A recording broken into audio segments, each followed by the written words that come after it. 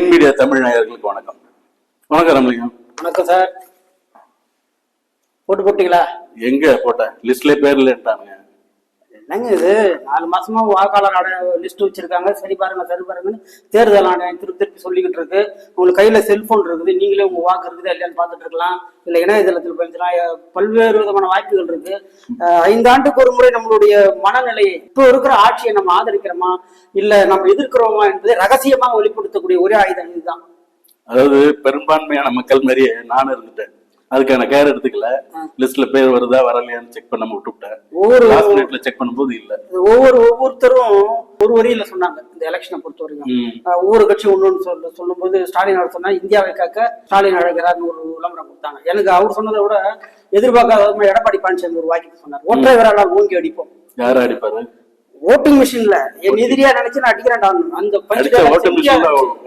ஆனா அவர் சொன்ன மாதிரி அவருக்கு அடிச்சாங்களா ஆப்போசிட் வேட்பாளருக்கு அடிச்சாங்களா நமக்கு தெரியாது. அந்த வாக்கியம் எனக்கு பிடிச்சிருந்து.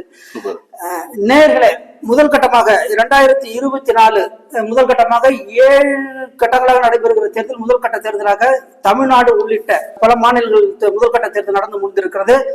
அந்த தொகுதிகள் பார்க்கும் போது தமிழ்நாட்டில் 39 தொகுதியில் உத்தரகாண்ட் 5, அருணாச்சல் பிரதேசம் 2, மேகாலயா 2, அந்தமான், மிசோரம், மேகாலயா, புதுவை, சிக்கிம், லட்சத்தீவுகள் தலா ஒரு தொகுதிகளில் வாக்குப்பதிவு முடிந்திருக்கிறது.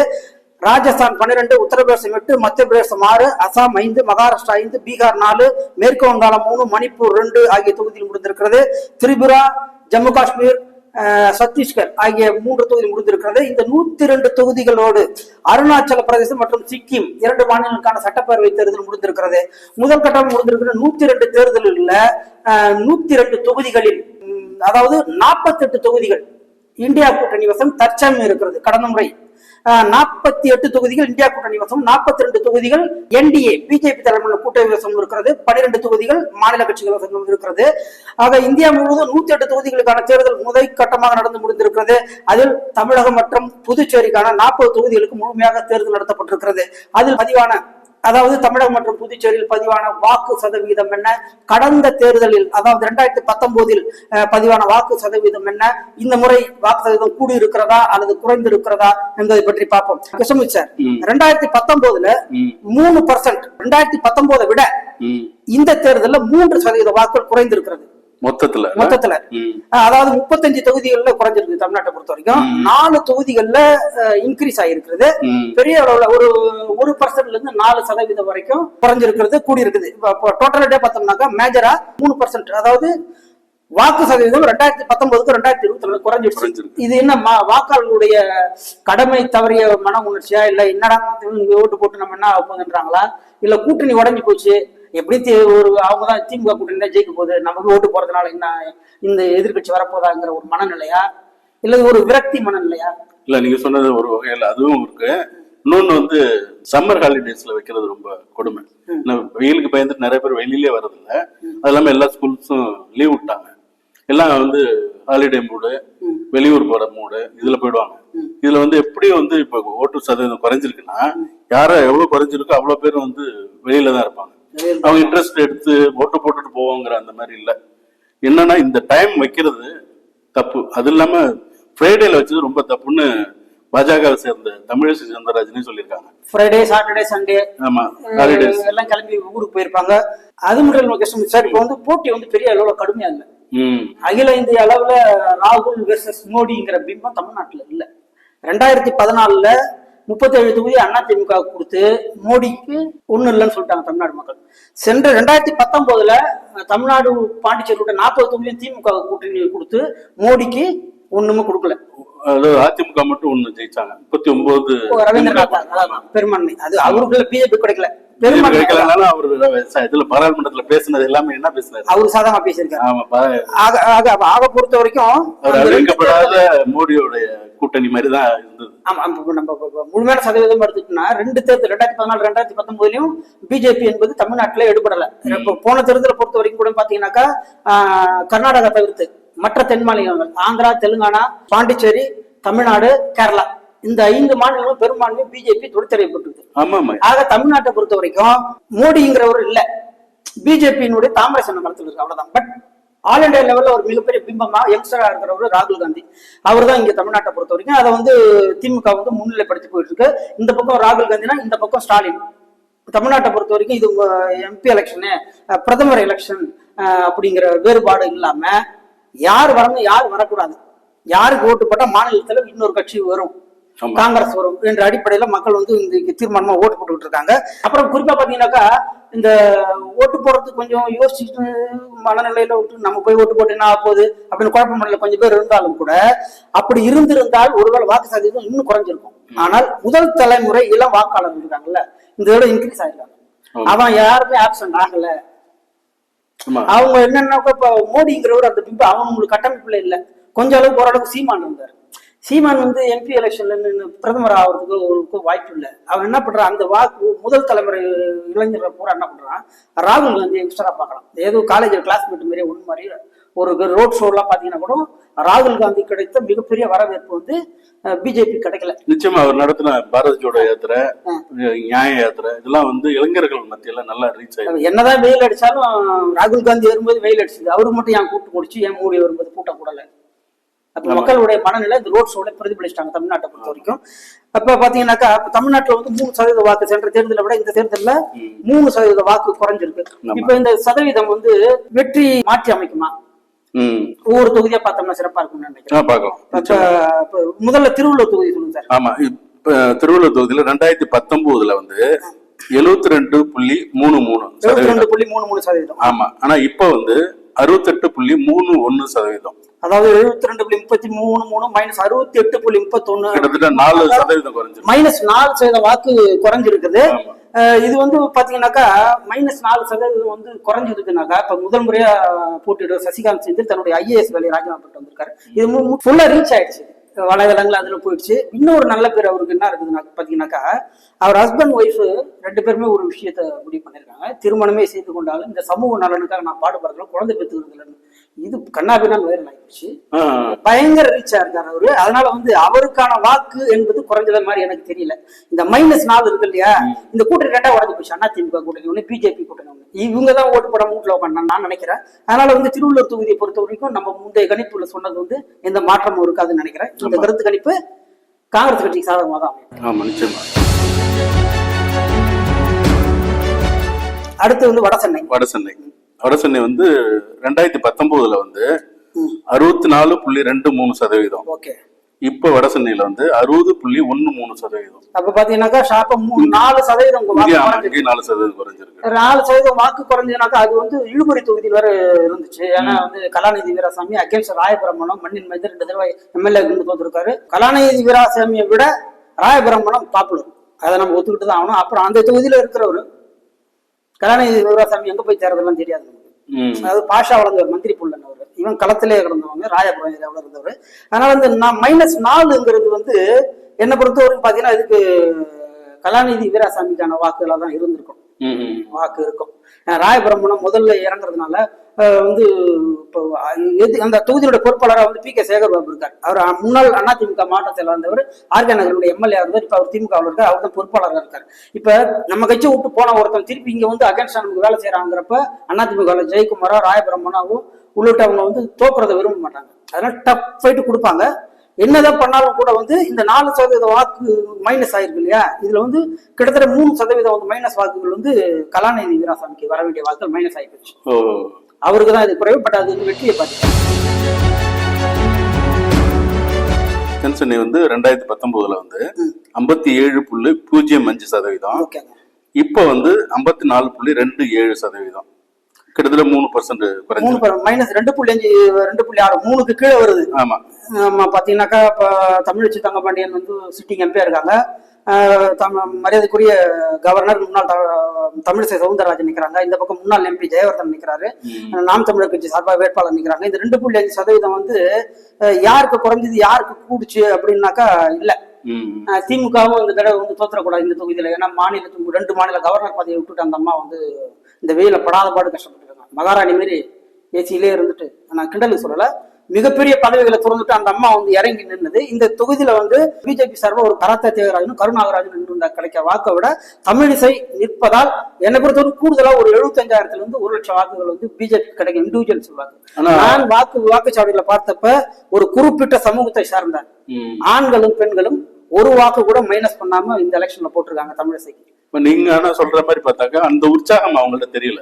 ஏன்னா அவ்வளவு ஓட்டு விழுந்திருக்கமான்ற பிரச்சாரத்திலேயே அவங்க பாடி லாங்குவேஜ் கொஞ்சம் சோர்வாதான் இருந்தாங்க. இல்லங்க, ஏஜ் ஃபேக்டர் ஒண்ணு இருக்கு. ரெண்டாவது அவங்க ஜெயிச்சிருவாங்க நான் சொல்லல, அவங்களுடைய செல்வாக்குக்கு கூடுதலான வாக்குகள் கிடைக்கும் சொல்றேன். அதனால வந்து இந்த எத்தனை 2.5% மைனஸ் ஆயிருக்கு இல்லையா கடந்த தேர்தலுக்கும். இது அநேகமா பாத்தீங்கன்னாக்கா யாருக்கு போயிருக்கோம்னாக்கா திமுக 2.5% திமுக வாக்கா தான் இருக்கும். அதனால தமிழ் பெருசா வந்து இது வந்து வெற்றி சதவீதத்தை வந்து மாற்றி அமைக்க போறது இல்ல. அதனால நம்ம இந்த கருத்து கணிப்புல சொன்னது போலவே இது சாதகமான தொகுதியா தான் இருக்கும். ஒருவேளை அதிமுக வாக்கு மைனஸ் ஆகி அதுல இருந்து கொஞ்சம் தமிழிசை கிடைக்கிறது வாய்ப்பு. 2ஆம் இடம் பெறுவதற்கான சூழ்நிலை இருக்குதா, ரெட்டை இலைக்கும் தாமரைக்குங்கிறது தான் இப்ப நிலவரம். அடுத்தது வந்து மத்திய சென்னை. மத்திய சென்னை வந்து 2019ல 58.95%. இப்ப வந்து 53.91%. அதிகபட்சமா 5% வாக்கு இங்க மைனஸ் ஆயிருக்கு. இது வந்து 5% வாக்கு மைனஸ் ஆகுறதுங்கிறது வந்து வெற்றி வேட்பாளர் நம்ம சொன்னோம்ல அவருக்கு அது பாதகமான சூழல் இருக்கும். ஏன்னா அவர் கொஞ்சம் ஐஃபை சொசைட்டி திமுக வேட்பாளர் இறங்கி வந்து போக மாட்டாங்க. வீட்டுக்கு போகும்போதே பல இடங்கள்ல மறிச்சு என்ன பண்ணாங்க, நீ இன்னும் ஆணி குடும்பம் நல்லா பேசுறது. ஏன்னா இறங்கி போக மாட்டாங்க. திமுக என்பது குடிசை பகுதிகளில் இருந்து வளர்ந்த கட்சி. அது இவர் கொஞ்சம் உயர் ஸ்டேட்டஸ்ல இருக்கிறாரு. அதனால வந்து நிச்சயமா பாத்தீங்கன்னா இது வந்து 5% வந்து திமுக வேட்பாளருக்கு மைனஸ் ஆன ஓட்டா தான் இருக்கும். ஆப்போசிட்ல நிக்கிறது யாருன்னு பாத்தீங்கன்னாக்கா பார்த்தசாரதின்னு ஒருத்தர் நிக்கிறாரு தேமுதிக கூட்டணியில. வினோஜ் பி செல்வன் ஒருத்தர் பிஜேபியில நிக்கிறாரு. அந்த நீங்க சொல்ல முடியாது. ஏன்னா துறைமுக தொகுதியில சட்டமன்ற தொகுதியில போன தேர்தலில் இந்நாள் அமைச்சர் பி கே சேகர் பாபு கதற விட்டவர். கிட்டத்தட்ட 500 ஓட்டுல தான் பி கே சேகர் பார்டர் தான் ஜெயிச்சார். அது அவரோட களப்பணியா இல்ல இப்ப தொண்டர்களை அணுகுகிற முறையா இல்ல வாக்காளர் அணுகுகிற முறையா அப்படின்னு பாத்தீங்கன்னாக்கா எல்லா விதமான அணுகுமுறைகள் இருந்தாலும் கூட இந்த தொகுதியை பொறுத்தவரையிலும் இஸ்லாமியர்களுடைய வாக்கு வங்கி திமுக வேட்பாளரை கரையேற்றும். அதனால இந்த மைனஸ் வந்து அவருடைய வாக்கு சதவீதத்தை கம்மி பண்ணும். இன்னொரு கூட தோணுது சில சொல்ற மாதிரி ஒருவேளை திமுக தான் ஜெயிச்சிருமே நம்ம ஓட்டு பண்ணும் அப்படின்னு கூட சில மனநிலையில கூட போடாம இருந்திருக்கலாம். நீங்க சொல்ற மாதிரி திமுக ஜெயிச்சிரும் இருக்குது. அங்க போயிட்டு என்ன பண்ணுவாங்கன்னா நிறைய பேர் என்ன பண்ணுவாங்கன்னா அவங்க திமுக ஓட்டே போடக்கூடாதுன்னு போயிருக்கான். நானும் ஒரு குறிப்பிட்ட சமயத்தை மனசுல நினைச்சு போனேன், இந்த தடவை ஓட்டே போடக்கூடாதுன்னு சொல்லிட்டு அங்க போனோம்னா அது விரல் போடக்கூடாதுன்னு போற சின்னத்துக்கு தான் பழகி போச்சு. ஒரு சின்னம் தலையெடுத்துன்னு குத்திட்டு வர வேண்டியதா இருக்கும். போயிட்டு அங்க போய் ஏன் மாறணும் இது மாதிரி சில பேர் வரவா இருக்கா நீங்க சொல்ற மாதிரி இருக்கு. அதனால இந்த 5% வாக்கு என்பது அந்த வேட்பாளர் திமுக வேட்பாளருக்கான வாக்கு தான் குறைஞ்சிருக்கிறது. அதனால வெற்றி வாய்ப்பு என்பது மாற போறது இல்ல. அடுத்தது ஸ்ரீபெரும்புதூர் தொகுதி. ஆமா, ஸ்ரீபெரும்புதூர்ல வந்து 2019 62.43%. ஆனா இப்ப வந்து 60.21%. கிட்டத்தட்ட 2% வாக்கு குறைஞ்சிருக்கு. வந்து பெருசா வந்து வெற்றி வாய்ப்பை மாற்றி அமைக்க போறது கிடையாது.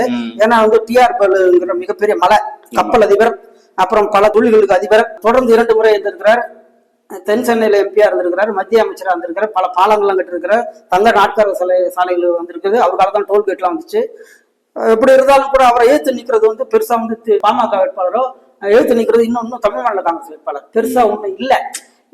வலிமையான வேட்பாளர் ஆப்போசிட்ல இருந்து நான் ஓட்டு போடலான்னு பார்த்தா இவனுக்கு ஓட்டு போட்டாலும் ஜெயிக்க போறது இல்லை, இவனுக்கு ஓட்டு போட்டாலும் ஜெயிக்க போறது இல்லை. அப்ப ஜெயிக்கிற வேட்பாளருக்கு ஓட்டு போட்டோம்னா ஏதாவது கிடைக்குமா அப்படிங்கிறதுதான். ஏன்னா டிஆர் பாலு ஜெயிச்சு நன்றி சொல்ல போயிருப்பாருன்னு நினைக்கிறேன். ஒரு மீட்டிங்கு 2 மீட்டிங்கு அதுக்கப்புறம் தொகுதி பக்கம் போகிறது இல்ல.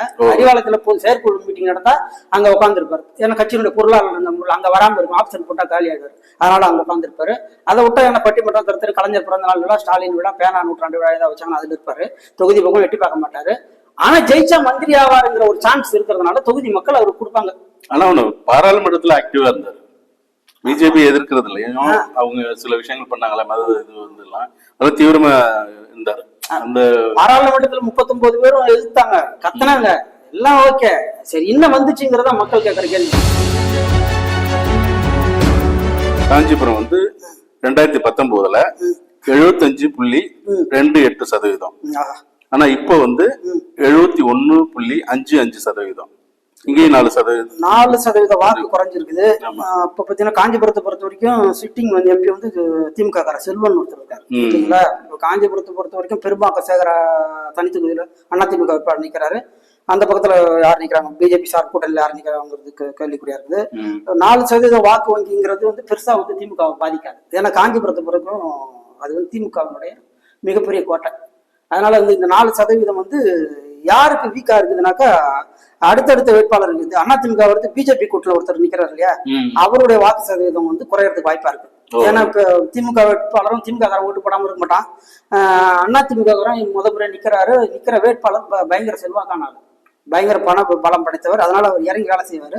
அதனால வந்து கரன்சி எந்த அளவுக்கு இறக்குறாங்களோ அந்த அளவுக்கு ரெட்டாதிக்கு வாய்ப்பு இருக்குது.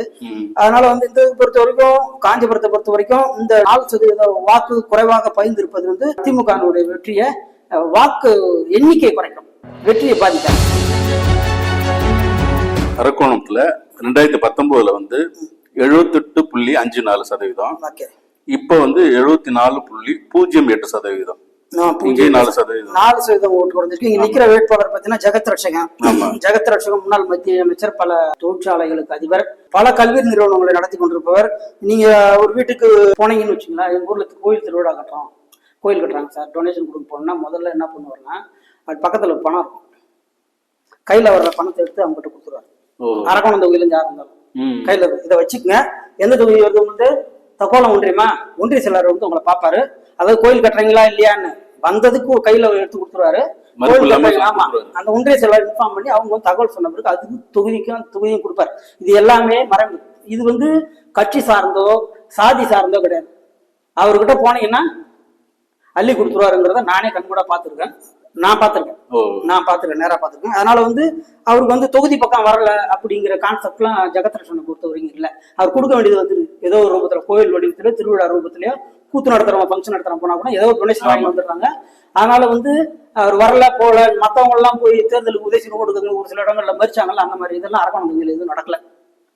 அதனால வந்து அவர் ஜெயிக்கிறதுக்கான வாய்ப்பு. இந்த 4% வாக்குங்கிறது வந்து அது வந்து பசுபதி என்பவர் நிக்கிறார் இல்லையா அதிமுகல, அவருக்கான வாக்கா, அல்லது பாமகவில் நிக்கிற பாலு கலிய பெருமாளுக்கு வாக்கா, இல்ல நாம் தமிழர் கட்சிக்கான வாக்கான்னு நமக்கு தெரியல. இந்த 3 பேர் அந்த மைனஸ் வாக்கு அவங்களுக்கு தான் போகும்.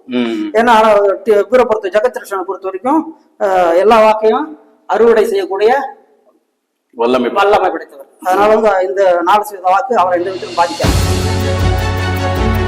வேலூர் வந்து 2019 வந்து 71.32%, இப்போ வந்து 73.42%, கொஞ்சம் கூடி இருக்கு. +2% கூடி இருக்கு. ஆமா, இந்த 2% யாருக்கு கூடி இருக்குன்னு பாத்தீங்கன்னாக்கா, திமுக வேட்பாளர் கதிர் ஆனந்துக்கு எதிரா 2% ஆப்போசிட் போயிருக்கு. ஆமா, ஆனா ஆப்போசிட் 2 இருக்குது இல்லையா, இவன் ஒரு விட்டு அவங்க ஒரு விட்டு போகும். அதனால இதனால ஒரு பெரிய பாதிப்புகள் இருக்க போறது இல்ல. இருந்தாலும் கூட திமுக கதிர் ஆனந்துக்கு அங்கங்க கொஞ்சம் வழிமறிச்சாங்க போனாங்கிறது வாட்ஸ்அப் இதுல பேஸ்புக் இதுல போட்டா கூட அதெல்லாம் ஒரு பெரிய பாதிப்பு ஏற்படுத்தக்கூடியது இல்லை. ஏன்னா உள்ளூர் வேட்பாளர் ஏற்று நிற்கிற ஏசி செல்வம் பெரும் செல்வந்தர், எல்லா கட்சியிலையும் முக்கியஸ்தர்களை பண பலத்தால வளைச்சு போடுறாருங்கிற நியூஸ் எல்லாம் அப்படி எல்லாம் இருக்கிறது கூட அவர் வந்து சென்டிமெண்டாக சொல்லிட்டாரு, நான் ஜெயிச்சா மத்திய மந்திரி ஆகுவான்னு சொல்லிட்டாரு. அடுத்த கட்டமா இதுதான் எனக்கு கடைசி தேர்தல்னு வேற ஒரு சென்டிமெண்ட் பிரச்சாரத்தை வேற தொகுதியில இறக்கி விட்டுருக்காரு. என்றாலும் கூட நீங்க வந்து இதுல வந்து வெற்றி வாய்ப்பு நம்ம சொன்ன மாதிரி வந்து திமுக வேட்பாளர் கதிர் ஆனந்த் வந்து இந்த 2% அவருக்கு எதிராக கூடி இருக்கிறது வந்து கதிர் ஆனந்தின் வெற்றியை வந்து எந்த விதத்திலும் தடுக்காது. 2வது மிகப்பெரிய வாக்கு வங்கியை கொண்டிருக்கிற இஸ்லாமிய சமூகம் இந்த தேர்தலில் முக்கியமான தேர்தல் அந்த சமூகத்தை பொறுத்தவரைக்கும். எனக்கு தொடர்ந்து அவங்க எல்லாம் ஜெயிச்சுக்கிட்டே இருக்கிறாங்க. ஆனா போன இதுல வந்து அவர் குறைந்த வாக்கு வித்தியாசம் 2000 ஓட்டு வச்செல்லாம் ஜெயிச்சாரு. அதுல வந்து அவங்க ஆப்போசிட்டா இருந்தாங்க. ஏதோ அது உட்கட்சி பிரச்சனை கடந்த தேர்தலை விட்டுரும்.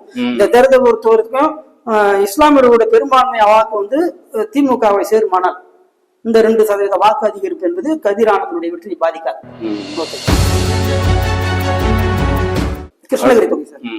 கிருஷ்ணகிரியில வந்து 2019 75.89%, இப்போ வந்து 71.31%. கிருஷ்ணகிரி தொகுதியை பொறுத்த வரைக்கும் காங்கிரஸ் வேட்பாளர் கோபிநாத் நிக்கிறாரு, ஒசூர் எக்ஸ்எம்எல்ஏ நிக்கிறாரு. எதிர்த்து நிக்கிறது வந்து அதிமுக வேட்பாளர். அப்புறம் இன்னொரு பக்கம் வந்து பிஜேபி வேட்பாளர் நிக்கிறார். அப்புறம் நாம் தமிழர் கட்சியின் சார்பில் வீரப்பனுடைய மகள் விந்தியாராணி வீரப்பன் நிக்கிறாங்க. இது இந்த பொறுத்த வரைக்கும் பாத்தீங்கன்னா விந்தியாராணி வீரப்பனுடைய வாக்கு இருக்குல்ல, அவங்க பெரும்பாலான ஓரளவுக்கு வாக்குகளை பிரிப்பாங்க. தமிழ்நாட்டை பொறுத்த வரைக்கும் காளியம்மாள், மயிலாடுதுறை வேட்பாளர் காளியம்மாள், இவங்க ஜல்லிக்கட்டு ராஜா திருச்சியில நிக்கிறவங்க எல்லாம் வந்து ஒரு கணிசமான வாக்கு இந்த எலெக்ஷன்ல பெறுவாங்கன்னு நினைக்கிறேன். அப்புறம் பாத்தீங்கன்னா இந்த 4% வாக்கு இருக்கு இல்லைங்களா, இந்த ஓட்டு வந்து மைனஸ் ஆகுறது வந்து காங்கிரஸ் வேட்பாளர் கோபிநாத்துக்கு தான். கோபிநாத்துக்கு அவர் தமிழ்நாட்டிலே போய் உள்ள பேசும்போது தெலுங்குல தான் பேசுவார். ஜெயலலிதா தெலுங்குல பதில் சொல்லணும். சுத்தி இருக்கிறவங்களுக்கு புரியாது, கொஞ்சம் பேருக்கு புரியும். ஆமா. அது தெலுங்கு மொழி பற்றா இல்ல அவருக்கு தமிழ் வராதா அப்படின்லாம் தெரியல. இருந்தாலும் கூட போன தடவை செல்லகுமார் கொடுத்துட்டு இந்த தடவை கொடுக்காதுங்கிறது அங்க சின்ன சின்ன பிரச்சனைகள் இருக்கு. அதை தாண்டி வந்து அவர் ஜெயிப்பாராங்கிறது வந்து எனக்கு தெரிஞ்சு என்னுடைய காலப்பட தனிப்பட்ட முறையில சொல்றேன், இந்த 4% வாக்கு வந்து சென்ற தேர்தலோட இந்த தேர்தல் குறைஞ்சிருப்பது கோபிநாத்துக்கு பாதகமான சூழ்நிலை ஏற்படுத்தும். ஆனால் வெற்றி தோல்வியை கொடுக்குமாங்கிறது ஏன்னா வலிமையான வேட்பாளரை அதிமுக நிறுத்திருக்கு. KP முனுசாமியோட களப்பணிங்கிறது கண்ணாபின்னான் இருக்காங்க. கிருஷ்ணகிரி தொகுதியை பொறுத்த வரைக்கும் வேப்பனகிரி கிருஷ்ணகிரி 2 தொகுதியுமே அதிமுக வாசம் இருக்கு. அதனால அவங்க இறங்கி அடிப்பாங்க. எந்த அளவுக்கு வித்யாராணி வீரப்பன் வாக்குகளை பிரிக்கிறாரோ அந்த அளவுக்கு காங்கிரஸ் வேட்பாளர் கோபிநாத்தினுடைய வெற்றி சதவீதம் குறையும்.